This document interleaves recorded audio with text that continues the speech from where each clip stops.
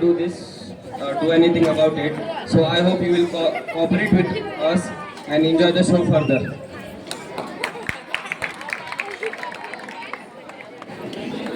अनुभव आणि त्यांनी समाजाची सुंदर अशी संस्कृती सादर या अप्रतिम सादरीकरणासाठी त्यांना एकदा जोरदार टाळ्यांनी दाद द्यावी.